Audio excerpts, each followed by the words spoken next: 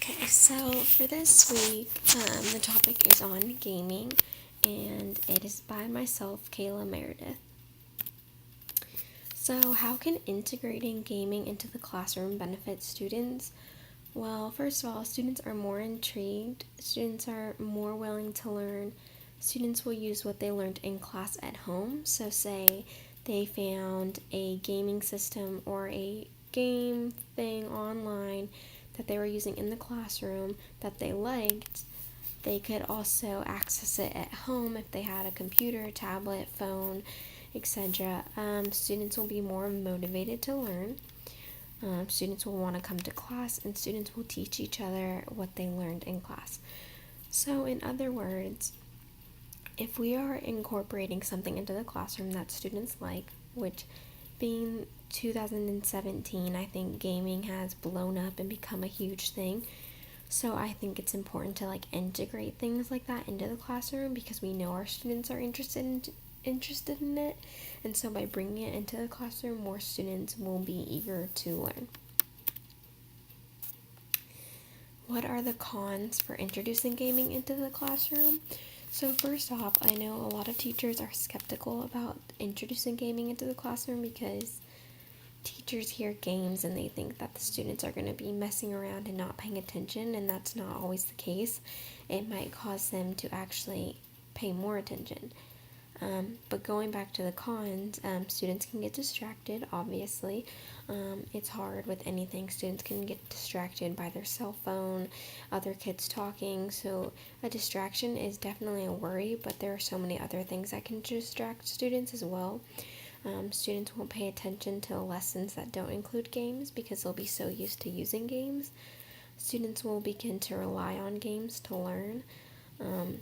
Students will get upset if the lesson does not incorporate games, and students can get antsy.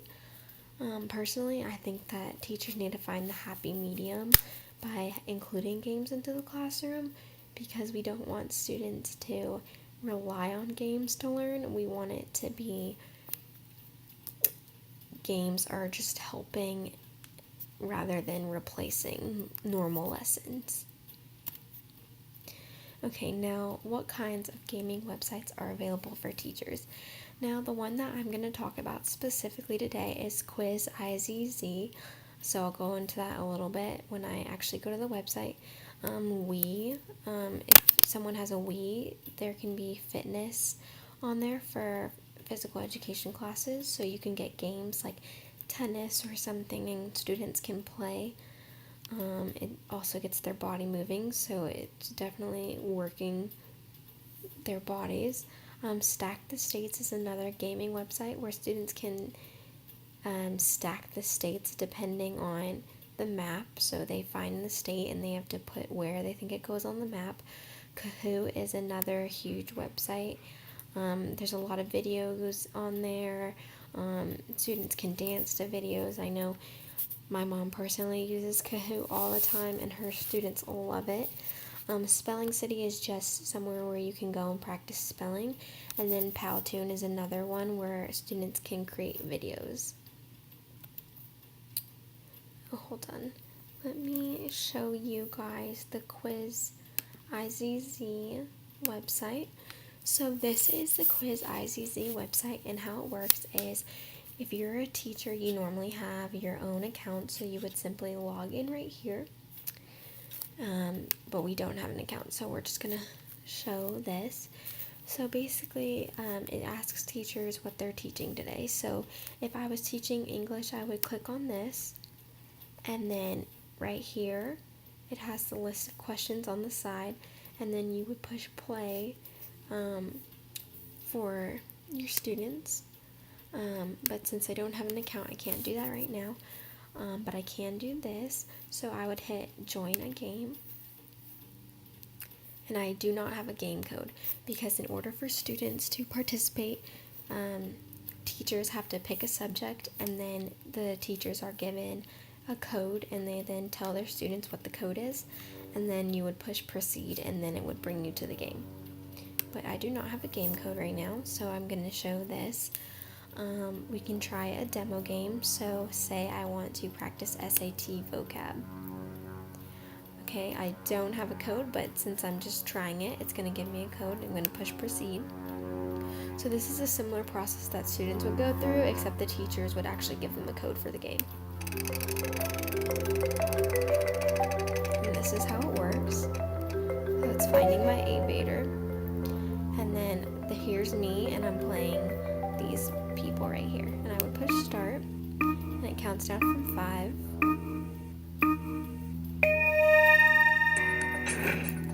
And I would just answer this question. I'm not actually going to answer it, but this is what it would look like. And I would click whichever answer I think it is, and I'm just going to click 1. Now, I got it wrong. I wasn't really trying. But then this is what happened. I ranked number 55 out of all of my competitors. And then it goes to the next question. But that's just how the game works. Okay. Now back to our presentation. Hold on 1 second. Okay. Now, as a future educator, would you incorporate technology into the classroom? I personally think that incorporating gaming and technology into the classroom is something that is very important to a student's development. I think it's important to incorporate things into the classroom that you know your students are interested in, like games. Since it is 2017, games have blown up within the last few years, and I think by incorporating something that I know the students will use outside of the classroom, I can assume that some students outside of the classroom will continue to use the games that I introduced in the classroom to help further their learning. Ultimately, I think it's a good way to find a happy balance by incorporating fun things in the classroom while also helping students learn. So yes, ultimately, I would include gaming and technology into my classroom. And these are my references. I used a few things online, like websites and resources of games. So there is my presentation for this week.